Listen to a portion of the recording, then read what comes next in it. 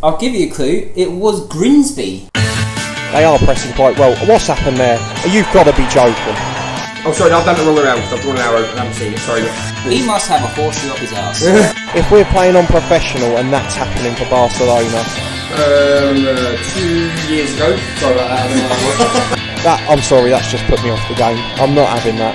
Anyway, segue, moving on. What has that got to do with football? Why is that at a football ground? Hello and welcome to another ramble from the Honest Football Podcast, where we bring honesty back to the beautiful game. I'm Charlie Betts, and joining me this week and every week is Daniel Cody and Craig Savage.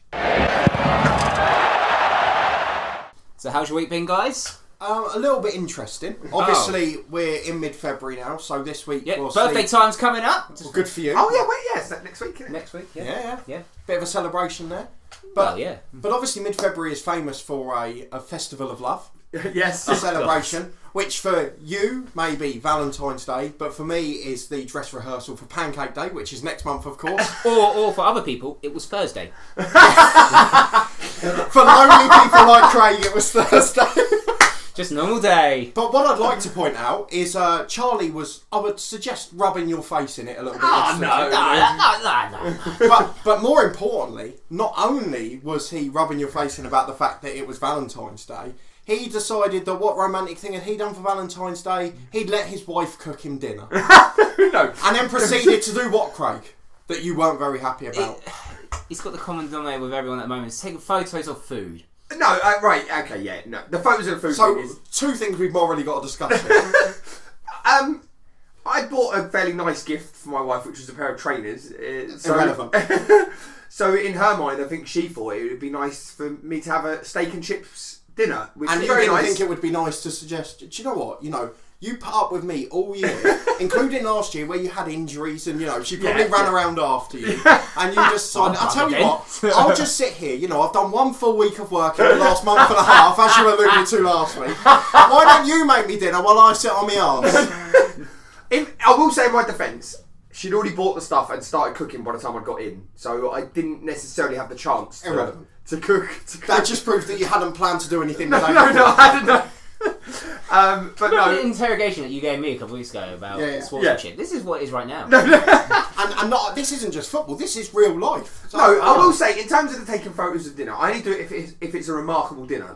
But you did proceed to show us a photo from every dinner from the previous week. No, it wasn't as bad as that. I mean, one of them was a Turkish mixed kebab. I mean, how often do you have one of those? Quite regular. So when I go out for my birthday and I'm going to a Jamaican restaurant, I fully expect to see a picture of rice and peas and whatever. I will send you that. Good stereotype. I presume you're having rice and peas. Charlie can't help himself, can he? I will have rice No, and but peas. he Just likes a rice chicken and- without No, I've eaten around his house. You like rice and Yeah. peas, don't you? Yeah. I'm not just saying that. It's not the only meal. It's not the only meal. Oh, God. Fish or whatever. No, so it is... But nice reflection. Yeah, So yeah. essentially you're a horrible human being and you use this week to let your wife run around after you like she does for the rest of the But week. Waiting actually, on the, me hand the, and the, foot. the main question is, was the food nice? Oh, food is incredible. But there you go. Yeah, it's a win-win. Yeah, steak, just a minute and a half on each side. More or less, just Ooh, over what, blue. rare? Very, very rare. Oh, yeah, got to have it rare. Oh, yeah, no. Oh, no, see, I'm the opposite. No. I have it. I'm not a big steak fan, but I'll have it medium well if I do. Medium well for me. Nah, no way. Yeah. What did you do then, Dan? Because you're Yeah, sort of... you well, bragging as quite well on romantic. Valentine's Day. Not You said it's a only- woman for Pancake Day. Go on. So it's a bit of a difficult situation because obviously we're both at work. So next week my other half's off because she works in a school. Are you so off it's next not week? term. I'm not off next week. Oh, that's a shame. Charlie, are you off next week? I have, yes, yeah. Thank you. Well, So are you, Craig? Yes, great. yeah, great. okay. Just So we're going away at the end of next week for a meal and a night away or whatever. But for yesterday, I said, don't worry, I'll cook dinner when I get home. I know I'm working longer than you, but I'll cook dinner. And not only that, no. I said, it doesn't have to be fancy or anything. I said, what do you fancy? And we'll have that. So we did that, and it included a dessert of multiple pancakes. Oh, okay, right, very good.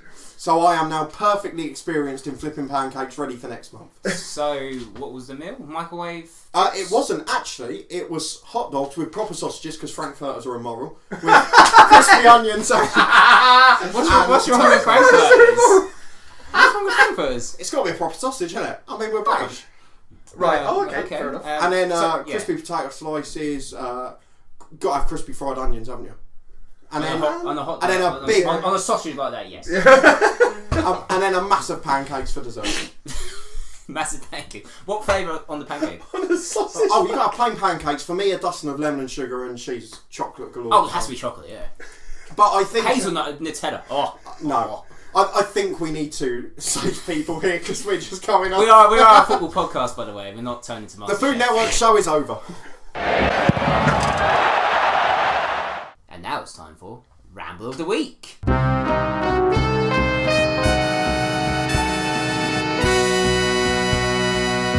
So I'm going to start with the National League. Curzon Ashton, I'm going to say the name right. Oh, for fuck's sake! Is that your story? That's one of my two got. Yep, happy days. Well, they were playing Alfreton, and the Lino got injured. Oh, okay. In the first. Can I just say this is the perfect like summary of there are two sides to every story. Yeah. Okay. We'll get back to that. Carry on, mate. Sorry. So Lino got injured in the 25th minute, and obviously you need a replacement linesman. Who can we find? The Alfreton Kit Lady. Oh, yes! Saved the day. She got a nice round of applause on the way to the sideline. I assume she must be some sort of qualified official. She is a qualified She's official, a yeah. qualified official, yes. But I thought that was really She nice. also didn't save the day for Alfreton because they were leading 1-0 at the time and lost 3-2. Oh, no. Oh. Please tell me she gave a... No. Part of the reason for this is that Curzon Ashton, and this is where we talk about two sides to every story. I've got the official match report from Alfreton's website. Good. I like Alfreton. Nice ground. Which, I mean, with 27 minutes played, the linesman pulled up with what looked like a calf injury. The game was stopped while a replacement was sourced. Red's Leaning, who was the surname of the kit lady, was a qualified official and volunteered to run the line. But the request was initially rejected by Curzon Ashton due to worries about impartiality. Yeah, yes, fair. With the game close to an abandonment even. Curzon Ashton then agreed for Pam to run the line a mere 13 minutes after the initial offer. 13? And Alfreton are starting to blame that towards part of the why because they fell away in the second half. No. But sorry, why? I don't believe that. It's a big thing about Curzon. And then on the other side of that, hang on, on Curzon's Twitter, is we're looking for a linesman if anyone fancies it. A little bit embarrassing for Curzon Ashton, this gets. The search is off. We have found a linesman in the grounds. And the game will continue. The linesman will be Alfreton Kit Lady. Anyone spotted the problem yet? Linesman. Oh! Every step away, even once they know it was the kit lady, they still still call it said linesman. I didn't even twig that myself. That makes me feel We have bad. found a linesman in the ground, and her name is Pam. So that is another proof of sexism in sport. But you know, assistant referee, and they've made it like it's a great heroic thing when they rejected that 10 minutes earlier. 13 minutes as well. That's too silly. long. That's just VAR. At that point, Alfreton should have said, "No, you're all right." Yeah, no, exactly. Yeah. So a bit of a. But at the end of the day, the game was played. No, that's true. The game Otherwise, was they played. could have played on a Tuesday night. And no one wanted it. And Alfreton's kit is not going to be clean for the next game. Exactly, yeah. But hers will. Can I talk about one quick thing in the National League, just from another game? I wanted to talk about Ebbsfleet v Solihull Moors, which was a game from last Saturday. Solihull Moors won it, and they are now 1 point off the top. At a brief point in midweek, they were actually top. Which would have been great because Craig predicted them to finish bottom of the league this year. And as I suggested in our predictions, we should probably lose points for that if they finish opposite. Well, to be honest, he's in a similar thing for Notts County, to be fair. To be fair, after watching them live, I'm glad they proved me wrong. Which obviously Charlie can't tell us about. But the most remarkable thing about this game, after the 51st minute goal from Solihull, is what happened during the 6 minutes of stoppage time. What did happen during the 6 minutes? What is that? Ebbsfleet? Someone bought a stake in the club. I don't know. No. Is there an injury? More traditional. So injury's a bit closer, but it was red card. So the other offence that normally stops a game. Right. There were 4 red cards in stoppage time. Really? What 2 for? for each side. So it must have kicked off. in the 90th minute, begun a 22-man brawl. 2 men were sent off for them, 1 for each side. So that was Bagasan Graham and Luke Maxwell. Right. Luke Maxwell, who we saw in the flesh at Hitchin v Solihull. During the 6 minutes of stoppage time, Dean Rance of Ebbsfleet was sent off for a second yellow card, followed by a red card for Solihull's Danny Wright, all within 6 minutes in 3 separate incidents.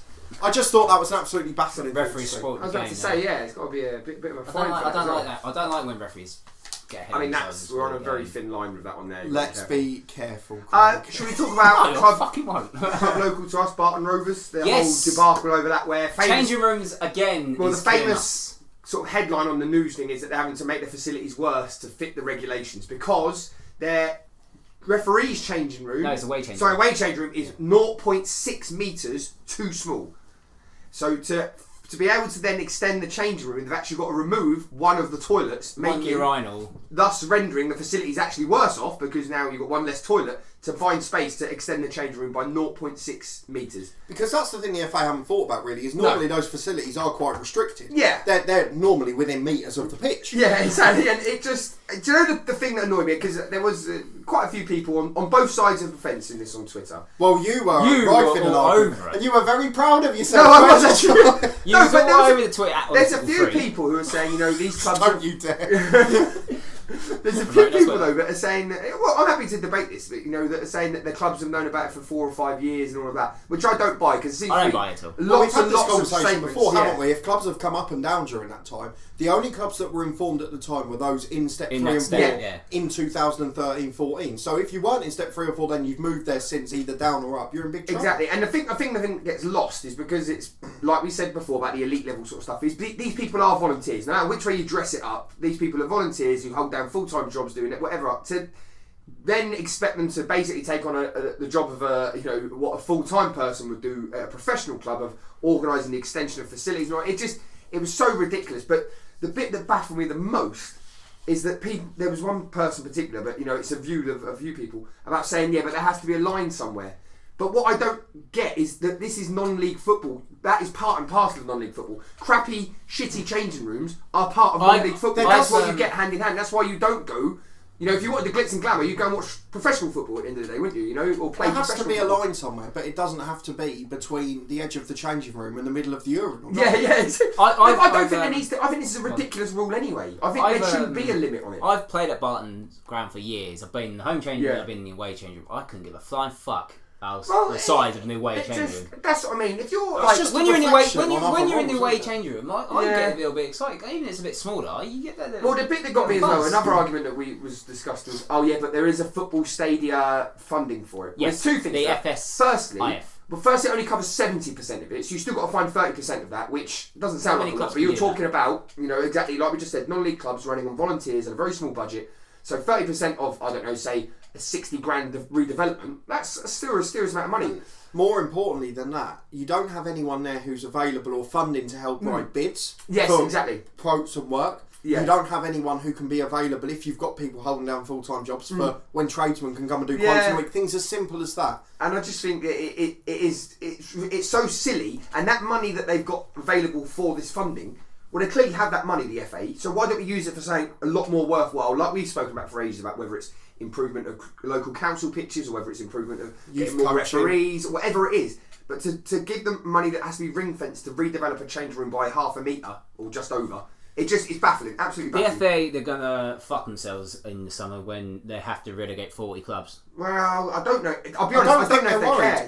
I don't think, below maybe the National League North and South, I don't think they care what happens. I honestly don't completely agree with you. You can see that they're contempt for it when you look at even the way they boundary the leagues, you know, the Southern League this and North, the way they do the boundary. They clearly have no consideration for the fact that these are non-league clubs run by volunteers. You know, they've even thought about how they've even thought about how many teams get promoted. Yeah. To National League. Just the last thing I would say, and we spoke about this about that team in Scotland. These people in the FA who sit there in the suits don't understand the huge part in the communities that these clubs play. You know, it's not just the football at the end of the day. And I think you're going to relegate 40 clubs, potentially 40 clubs going bust. You know, and that could rip a hole in the community. It's not just community in terms of the football community. No. In terms of general life, we're talking about obesity epidemics, things like that. People who are inspired to go and play football, or who can locally go and play football and have a level that's attainable. So, like for you guys, playing at that level is attainable. Yeah, you know what I mean? Exactly. It's something that you can enjoy, and it just puts people off and leaves them nothing if they can't then play at the highest level possible. So sorry, it's a bit negative, but I don't think it'll get resolved anytime soon. It's just so stupid. Unfortunately, I'm moving on to another club at what looks like it's going to be at a fairly similar level. That's just as negative, unfortunately, which is North Ferriby United. Again, what's up with them? So obviously they were a few years ago. They were quite famous. They were doing quite well. They won the first FA Trophy final that was shown on BT Sport, because I remember seeing it. It was 3-3, I think. They were having a great time. It was a wonderful game out.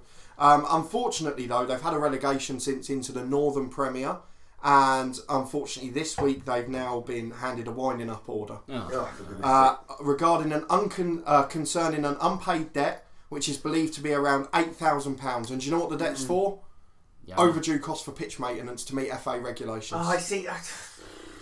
It is. I know we make a joke because we do the guess the final, all that sort of stuff. But that's one league below the National League North. Yeah. A club that won the FA Trophy, 5-6 years ago? The thing is, the owners fucked them up as well. I agree with that to an extent, but I mean, I just why do the fans and the community now suffer with a debt that's unattainable? But it's I'll like go back to my that point. for any club though. It's always the fans that suffer. And it's always the volunteers that suffer. And that's not right. But if we're talking about the 150 grand stadium fund per club? Whatever it was. Yeah. Why not give them that £8,000 to pay off that debt for the pitch and maintenance that's the point, instead, and let the fans rebuild the club from scratch? Exactly. Instead of winding up over an 8,000 debt, it just seems silly to me. But again, it goes back to this. But yes, you're right. The chairman had screwed them over a bit in that. Yeah, but it's similar to the Bartman situation. It goes back to the stupidity that people in the FA or whoever it is making these decisions are trying to make non-league football more professionalised. Now, obviously, look, you want to make it for the players maybe as professional experience as you can for them, but you watch or are part of non-league football for those little quirks, like a shitty change room or a bad pitch, or like, you played at Barton for years, that Barton Hill. The slope, yeah. That sort of thing. It won't be long. I imagine in our lifetime, you're not allowed to have a pitch on a hill eventually. Do you know what I mean? Because it's not, it's not up meeting standards of this, that, and the other. And I just think that, but that's why you're in non-league football. That's why you take part in it. It's not that's perfect. the beauty of non-league football. And that's it. It is the beauty of non-league football. Is that the fact that you've got crap facilities in the freezing cold in the middle of a field, and But you all still have a smile on your face. exactly having a that. good time. And basically that's getting sucked their life out of it. Or you can try and claw 3 points back. Anyway, moving on. Well, now you've opened the debate. No, I have not. You've had some bad news. Cody's had some bad news. I'm going to add the hat trick of bad news. Thanks. I thought you were going to say, and now we'll cheer you up. But no, don't worry about it. No, I'll go with a bit. Unfortunately, we always see clubs getting broken into. That's shocking. Another team is Sholin FC down by South, by Wessex County. They got broken into last night, and the place just looks an absolute trash now. It's ridiculous. And there's a bit of an ulterior motive behind this, isn't there? Yeah, the vandalism work, and they also what really annoyed me is they stole a defibrillator. That's appalling. I thought it was almost impossible to steal those, but clearly it's not. I think they've ripped. No, because they've got easy access, haven't they? Yeah, it was like a massive box, and then they broke into it. Because normally they just go for the money, didn't they? Behind the bar or whatever it is, that sort of thing. But that's far more coward. But they destroyed like the dugouts area, just like looked like the turnstiles, just left rubbish there. Well, there's a ladder on the pitch, chairs thrown onto it. And the controversy was because it was in the same week they were granted part of a pilot scheme for the FA initiatives, wasn't it? One of the new ones. So that's where it seems to be that's behind it. And I know that a lot of it, people, including ourselves, have criticised a lot of the FA initiatives. Yeah. And some clubs might sign up to them and others disagree, but that ain't the way to deal with it. No, definitely not. I mean, I totally agree. How is making it worse by them ruining the finances of another club helping you out at all? Yeah. Do you want to talk about fixture scheduling really quickly? Go for it. That doesn't sound like it's going to be any more positive. No, was a quadruple something. No, just right. Yeah, so Wrexham's next 3 games is 3 away trips, 1,200 miles they're going to cover because they've got to play in the following order: Haverton, Waterlooville, Boreham Wood, and then Gateshead. Ooh. How that happens is beyond me. But it seems like someone doesn't want Wrexham to go. That's what I mean. So the manager's obviously, and rightly so, giving off about how that's happened. Well, that's his 2nd, 3rd, and 4th game at the club, isn't it? Yeah, I mean, part of it. In fairness, the Boreham Wood one was rearranged because of snow, but that's been rearranged to this Tuesday. Well, then it only would have been last week anyway, so it still would have been 3 and 4. Yeah, but basically, 1,200 miles. But I mean, Haverton and Gateshead, that literally is the 2 furthest points in the league, isn't it? I think so. And that's the problem with I guess one of the problems with the National League, where they do the close fixtures at Christmas, is do you then have a pile-up? But then shouldn't it get that during winter you have the closest ones and then you go further away in the summer and spring? Or even on a Saturday. It should be the furthest ones you should have. It should be on a weekend. It's a shame they didn't have originally, wasn't it? a home game, even if, that sort of thing. They break down for a home game, but to have 3 away games on the bounce, Boreham Wood. But we had that with Luton after Christmas where it was 4 and 5. Yeah, true. All tough fixtures. You could argue because they're professional, probably got, that sort of thing, maybe it's their bit but more. One of them was on Boxing Day. No, that's true. Scunthorpe on a Boxing Day. Did you see about Nuneaton as well? Yes, I did. The chairman has left the club. After 3 months. Decided he can't cut. Yeah, he can't. Yeah, I got his statement. I only read his statement 3 months ago. I've got his statement. I've got debts of about 100 grand now. They reckon it's up to. Yeah. So they're trying to look for 10 investors at 10 grand. Have they closed their academy yet? Do you know?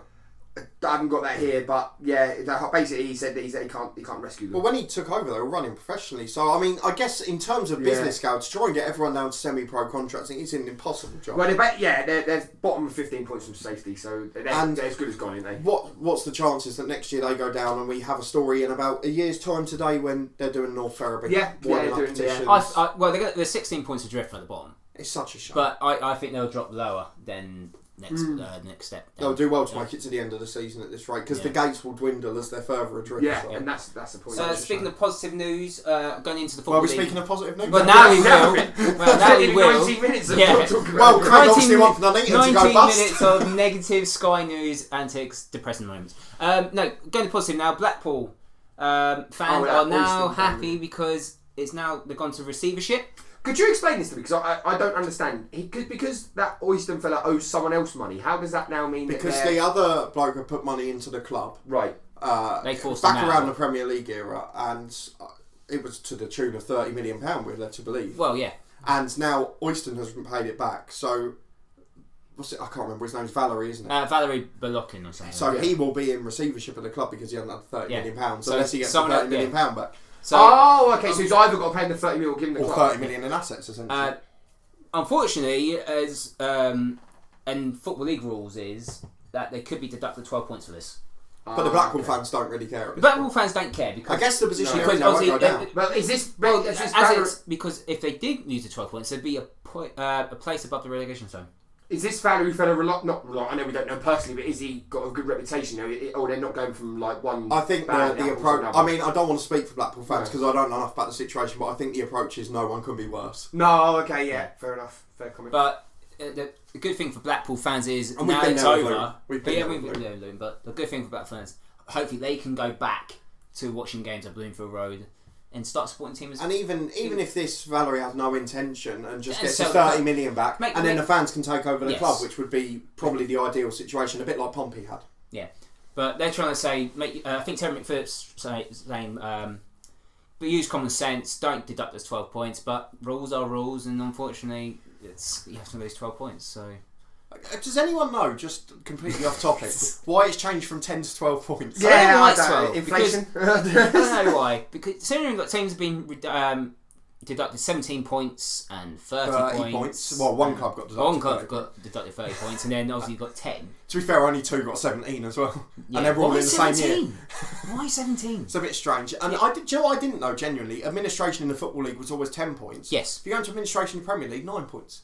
Yes, that is true. What is...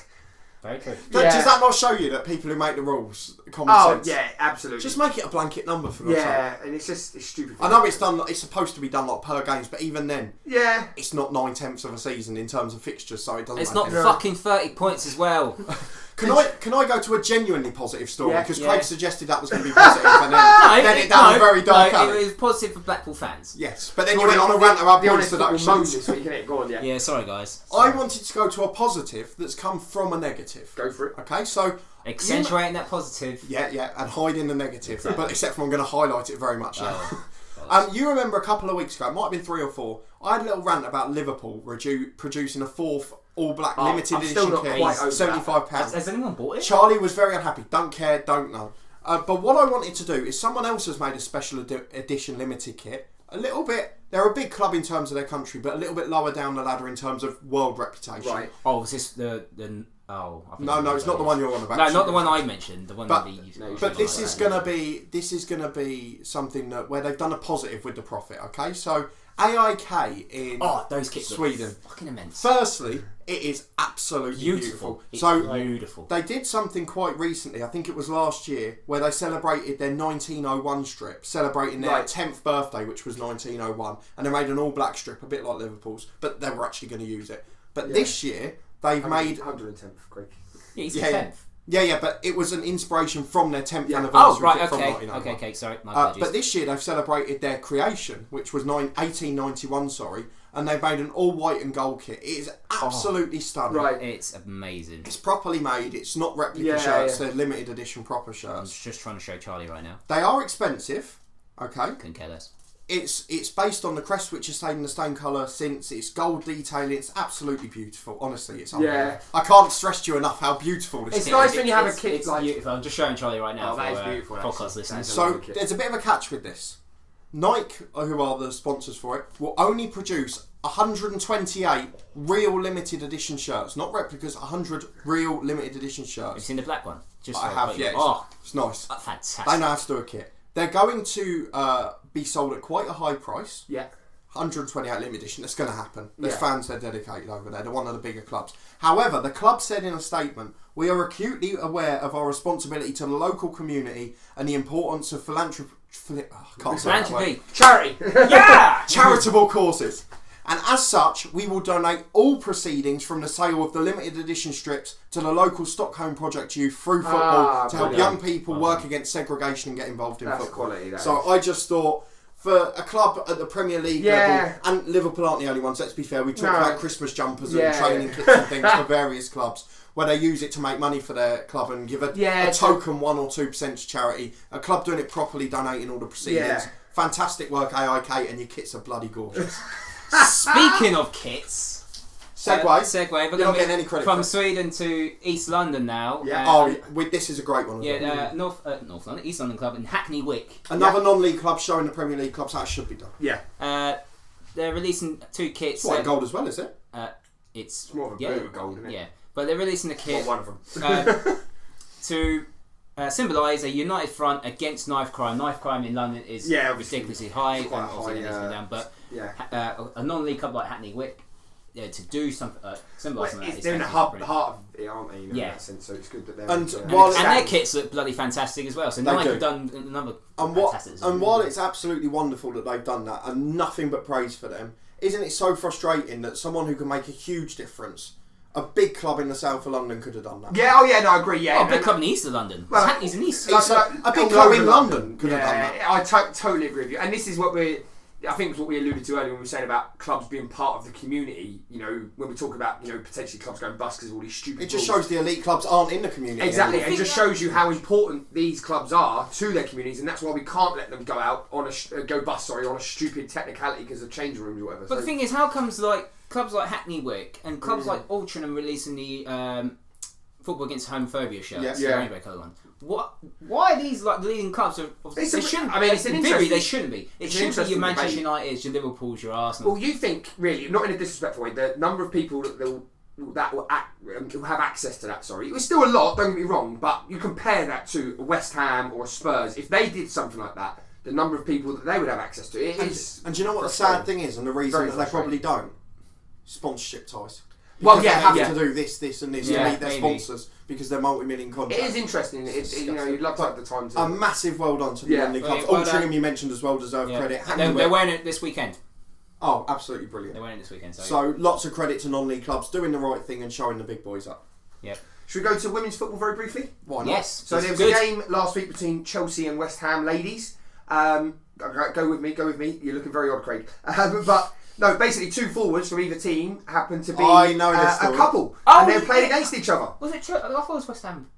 Chelsea and West Ham, definitely. I thought definitely Chelsea played Man City. Definitely Chelsea and West Ham. Well, that might be a separate story. So Swiss forwards Alicia Oh, Lehmann. I don't care. So they're international teammates, Yes. but then they're obviously rivals when it comes to the league. Alicia Lehmann and Ramona Buckman, apologise for the pronunciation there. No, you said it right. Played against each other and they obviously lived together, but they were rivals for the day. And Chelsea won 2-0. So obviously, But it was just quite a nice Ramona, story. Yeah, it's good. Ramona got bragging rights that evening. So Oh, did yeah. she? But they had Yeah. they had an interview about it. Oh after. yeah, It it's was very really good. nice. Yeah, It was very Yeah, good. I If you like get a chance, that. I it's like worth that. watching. I like So that. Football brings us all together. Football is for everyone. really quick debate about women's football. Lose football. I might be pronouncing that wrong. Lose. So they're one of the. I think they're the only club who pay their men the same as Same women. as women, Admittedly, yes, they're they do. both only semi-pro, but still. Yes. The women's team are trying to have a campaign for the prize money in the FA women's FA FA Women's Cup Cup and the men's. against the men's FA Cup, and that not necessarily saying it should be the exact same because of you talking about Those very sponsorships linked. and that. But it is the disparity between the two prize funds. I is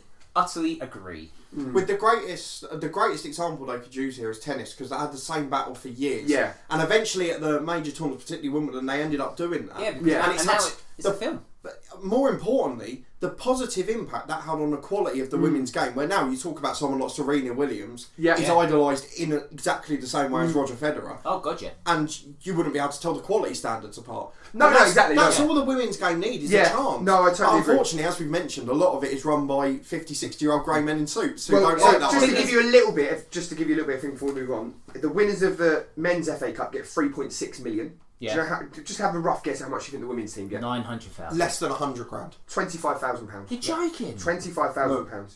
And they play at Wembley as well. Yeah, That's exactly. not right. Well, the total prize fund across the whole tournament, because obviously depending which round you get, in the men's FA Cup, 30.25 million. Yeah. So for, across the whole tournament, obviously from the level you start at all the way through. The women's across the whole tournament, £250,000. Because that's Do you know annoying thing? Sorry, okay. Sorry, man. No, that's fine. The annoying thing about that, what was the prize money for winning the actual tournament? 3.6 million, 25 grand for the women. 25 grand, right?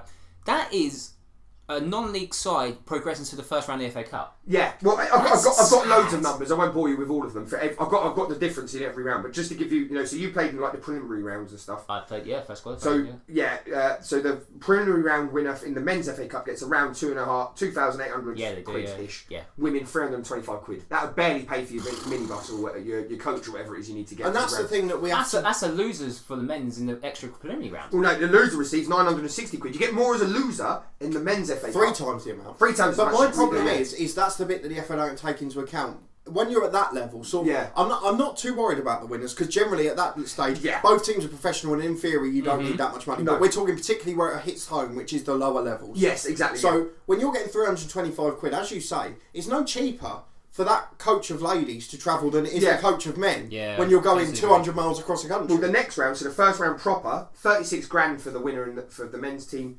850 quid for the women's team. I mean, that's you look at the the ratios from 2.5 grand to 36 grand, and then 300 quid to 800 quid. And more importantly, there's already such a disparity in the TV deals and things like that. Is give them a chance with the prize money. It needs to take a viewpoint of tennis. Definitely. Even other sports such as cricket and things like that are working towards that now. Absolutely. And I'm not saying do it all in one go, but get those steps in so it happens soon. Women's football is on the rise. And I'll tell you what, I watched the game last week. It was bloody good. Oh yeah, no, exactly. No. It's not what it was 10, 15 years ago. It's a bloody good game. The girls, they're much more quality and some better than most men. Shall I go to a very quick returning story from last week? I mentioned about Institute forward Michael McCrudden, who was refused to play for Derry. Now? He's now forced his move through to Derry. I know. I thought you were like that. So they've now signed him, rather than on a year's contract, which they originally signed him on, they've now signed him on an 18-month contract, meaning that he can now play in their first game of the season, which I believe is this weekend, basically because he's got a strop and did it that way. So that's not good. And players are in charge. Father-in-law's team Ballymena are playing the League Cup final tomorrow. There's a good story about their centre forward Adam Leckie, who... Yes, we've watched him play. Oh yeah. So he was in Australia last year, come back for a wedding, and then never went back to Australia, and is now playing in the Irish Premier League. No, he used to play for Ballymena Mallard. He average centre forward. I think there's someone called Leckie who played in England. I don't know. But basically, he was working out in Australia. So he played in the Irish Premier League for Ballymena Mallard. Went to Australia for a year travelling. Come back to be best man at his best mate's wedding. Meant to go back to Australia to carry on working. Managed to get talking to a few lads, in football, and now he's scoring goals for fun. So we've had a couple of positive stories and a couple of ideas for change, but I need to bring things back to negativity and where money is ruining football. Go for it. And we're back to the saga that is Billericay Town. Oh God, yes. and I couldn't help but think of you when I heard this story. When I found this story for you, I couldn't help but laugh. I wish you hadn't told me, because I've been in a furious mood ever since. ITV are going to film a documentary of millionaire... No, they're not going to film a documentary of Billericay. It's described as they're going to film a documentary of millionaire owner Glenn Tamplin as he turns the football club around from a local Essex team to a famous publicity machine. Those words. The famous publicity machine was, I believe, lost in context, but up till from a local. So you made that up, is that what you're saying? No, that's the article. I think so it was. What are they? So they're going to follow him on a day-to-day. They're going to follow the behind the scenes of the club more than focusing on just on the pitch, their promotion, chasing that, but they're going to focus on behind the scenes. So they're basically selling what they do in the community. So they're going to film him opening his checkbook, signing ridiculous numbers of players and managers and stuff like that, exactly. and then going, oh, actually, I need to sack all of you because I realise I've overspent everything. And then I'm going to into sing the world's community makes greatest, us look good. and then use his nose on the table. I don't think they can sing the world's greatest anymore, but we won't go into that.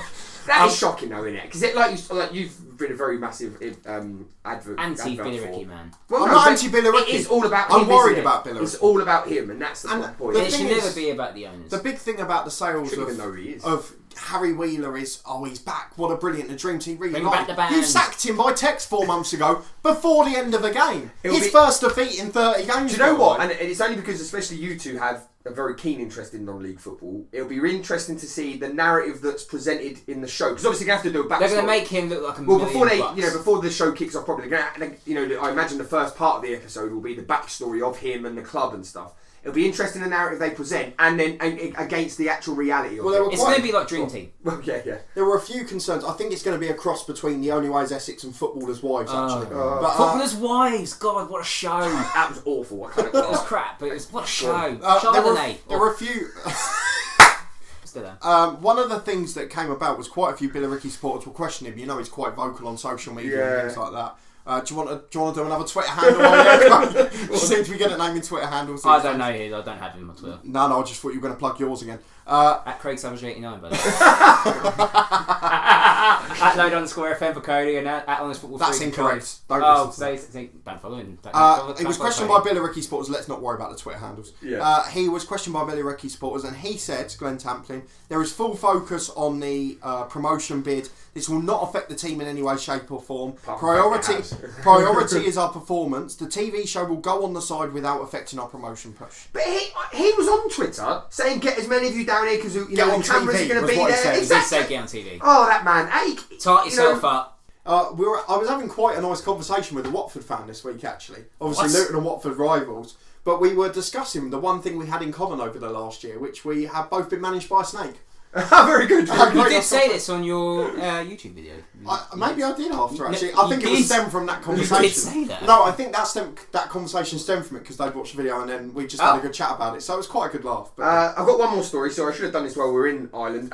There's talk of bringing back what used to be called the Setanta Cup, which is the winner of the Northern Irish League. Before Setanta went bust over. Back before it went bust, against the winner of the League of Ireland, so essentially the Republic versus the North, the winner of each league. The problem is that one's a summer league, one's a winter league, so not winter league, but like what you call a normal league. So they're going to play the game in November. The problem is that the League of Ireland, which is the Republic of Ireland, have started to build up a bit of a press thing about it, saying it's going to come back in November. But the Northern Irish League is saying we didn't actually agree to anything. There's no guarantee this is going to happen. So it's just becoming a bit of a faff, really. A bit of a banana skin, because now Palaver. That's the word I'm looking for. Well, not. It wasn't, but that was good. But yeah, the one league's agreed to, the other one hasn't. But yet they're now publicising the fact. So I think it's a good idea. I think in terms of without getting too much into just politics, literally the two leagues. Literally the 2 leagues. Let's hope Derry don't get instituted. Well, that's the thing. That could get very messy. But no, I think it's a good idea. Communities and all that sort of thing. Bring them across. Just very quickly. Go on. Do you remember when Setanta had the National League rights back in the old conference? As it was yes. Paul Parker. There was a Setanta League Cup. Yeah, and it died after Luton got in the league. But it was brilliant. Oh, really? It seemed a bit pointless. Bring it back. It was to get an extra 40 games on TV. Oh no. Sorry, mate. I just completely ruined that for a pointless fact. Yeah, thank you, mate. I'm going to ruin... Well, we're not going to get any money from YouTube when I'm going to talk about this one. So, AFC Filed... It's alright, we'll cut it out. Yeah, probably. AFC Filed... Beat Ramsbottom in the replay of the FA Trophy. I don't think it'll get cut us for us saying Ramsbottom. Ramsbottom. So... How immature are we? There's the answer. Go on. So these 3 kids have gone up to the stadium announcer saying, "Oh, my dad's car's been blocked in. Can you announce the registration please so I can find him?" It's a Nissan Micra NE14 ABJ. Yes, classic. I love a schoolboy joke like that. The Bart Simpson of. So did the bloke do it over the top? Over the tunnel, yeah. Sorry. So he's got that. So the next day, AFC Files I need to find these kids because they've been stitched up. But in the end, they got free shirts from the club. They got free shirts. Yeah, because it got all over Twitter and everyone on Twitter loved it. So as Charlie often says, there's no such thing as bad. But I think it's absolutely brilliant. To be fair, do that. That's genius. Grow up. And it's not going to make this on YouTube. So for a man who takes football very seriously, I'm surprised you enjoyed that. I thoroughly enjoyed it. I thought it was very funny. Been my last story of the day. Been quite a quiet week with regard to African football. The only real major story to come out is that the South African FA have kindly suspended 3 games of the African League season to give the national team manager like 3 or 4 weeks with the national team before they mount their qualification for the World Cup and stuff like that. So I mean that's quite good that they're going to. Okay. So what about the players that are not playing in South Africa? Well, that's obviously a little mid-season break for them. I think what they're saying is for once they're putting the national team first. So they should be one of the big teams. Well, yeah, it's something we should do across the leagues. Yeah, to be honest, but that was it's fairly quite weak for African Chronicles, so I do apologise. Do you have any more, Craig? No. I've just got one more. Okay. Feel free to cut this out for shit. No, go for it. Aldershot Town we mentioned before. Yes. They were struggling for players. They've had a lot of injury problems. They're now down in the relegation zone, 5 or 6 points from safety. They are. They've signed a bit of a character this week. George Elakobi. Oh, I saw this. Yeah, he got was it Leighton Orient? He joined on Tuesday. He was transfer listed in January at Leighton Orient after 18 months and the statement that Leighton Orient put out, following actions that didn't meet the club standards at the league game against Ebbsfleet United. Do you know what he did? Or? No idea. Okay, the defender began his career at Dulwich Hamlet, where Sorry, George. obviously had a rise from fame to Did he famously score against United? He did. He Wolves. broke United's unbeaten run in that season, yeah. So he's obviously been a bit of a journeyman now, but he went to Aldershot on Tuesday with the hope of turning their defensive woes around. There were 5 points from safety. Could he make the difference? No. They had a game that night at home to Solihull Moors. Oh.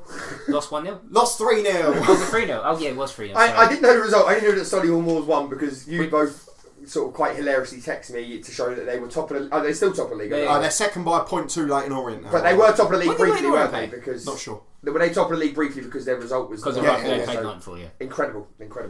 Good on Solihull.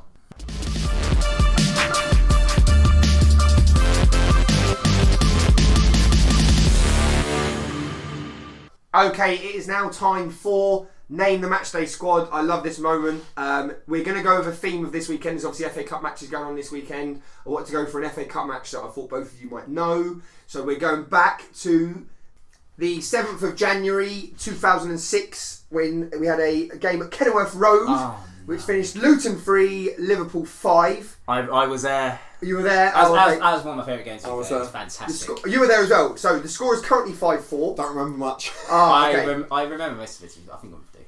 So the game. Craig will win this. He's got an advantage because I was 12. I was there.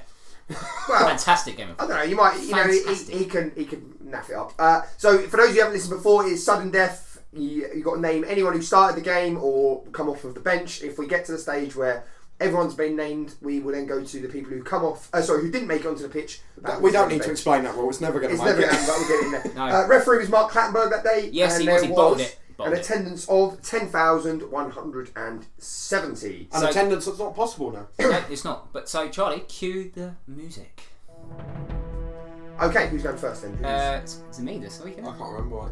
Well, anyway, it's Marlon Beresford, the Luton goalkeeper. Marlon Beresford starting goal for Luton, yes. I am going to go for the man that scored from the halfway line, Xabi Alonso. Xabi Alonso, yes. That wasn't even my favourite goal. He started the game. It wasn't my favourite. That wasn't my favourite goal because Stephen Gerrard's goal was my favourite goal. I guess that's your next guest then, is it? So Yes, that it was Stephen Gerrard, yes. Obviously he played well. Very quickly, is there 3 subs for both sides?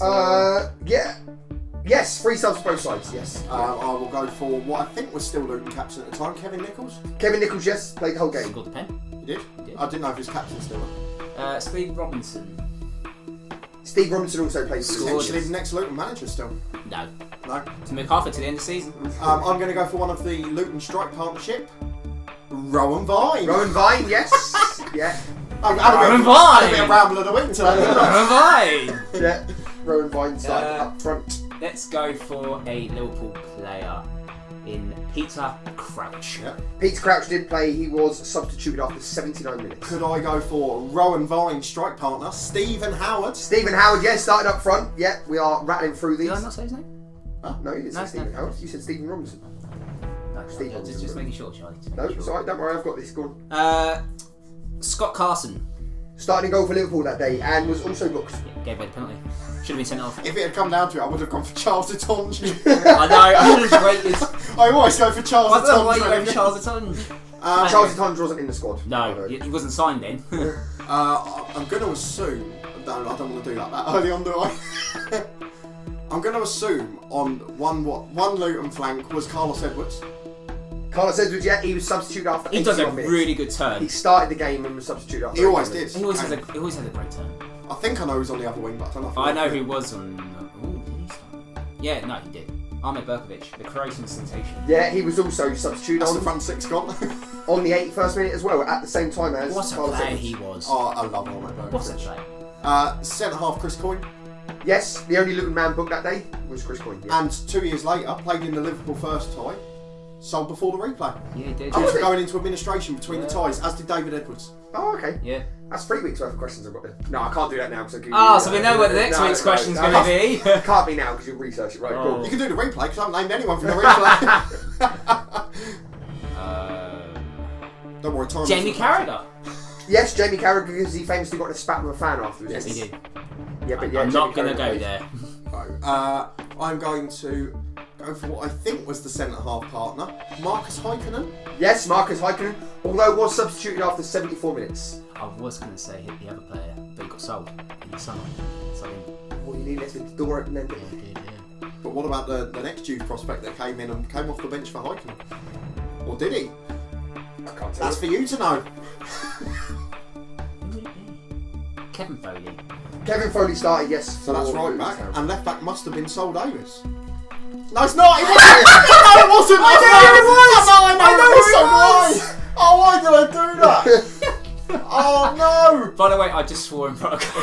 That's- As soon as I said it, I then went, "Oh no, it is." Oh, Do you know who it was? I know who it was. Yeah, I know. It was Paul Underwood. It was Paul. I got the wrong year Yes! for the man who was injured at the time. Oh, what a 6-4. It was Paul Right. Underwood. I knew that was my banker because I thought I was just going to say Sol Davis. And I went, oh no. Do you know who I was keeping in the bank? Because Burko got me confused with Yeah. Who Underwood. are you going to keep in the bank? I had in the bank Florence Cinema Pongo because I thought he wouldn't have that. No, I would have got Pongo. Yeah, he come on after He scored 57 minutes. twice.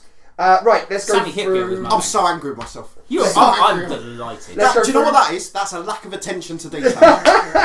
Right, the Luton squad. So you had Beresford in goal. Well, we've done Foley- it. We've done the Luton squad. Well, coming off. we Coming did off the bench.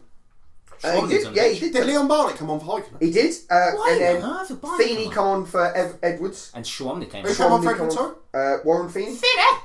Come on for Carlos Edwards, and Enoch Edwards, Schwamley come on for can't even say his name. Berkovic. Yeah. Well, it's not really though, is it? Because no E. But anyway, subs not used that day were Morgan and Dean Brill. Yeah, Dean Morgan was terrible. Yeah.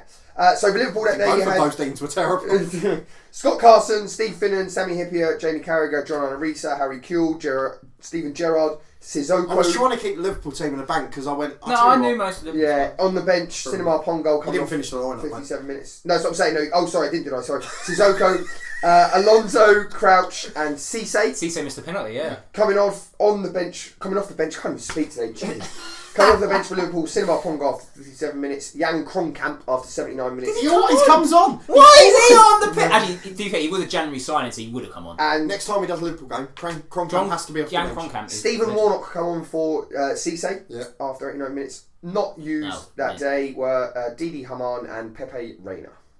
Oh, just There you yeah, go. that was just you got I'm that. so So, angry with myself. I should I'm have won. delighted. Six- I'm a bit disappointed because that was going down to the wire, and now I like that. You know, you were getting near the tiebreaker. That's I'm because so conscious that I always make you so much work in the edit by taking long pauses between. And I thought, I'll do it quickly, I'll rattle it off, and it was a lack of attention because I knew it. Because As soon as I did got it. confused with Burko and Underwood, and I thought, hold on a minute, did Sol Davis play? And I'm like, no. Anyway, this is giving me more to because edit. jumping so to the if you could finish this off. goalpost, Liverpool, it had that lineup. Anyway, don't matter. And that is it for today's episode. Don't forget to like, share, and subscribe. And you can tweet us at Honest Football Or Free. him at Craig Savage. Or me. 89. Or me at Crazy Savage 89. And that for Cody, it's at FM Load. FM Load. And we'll see you next time.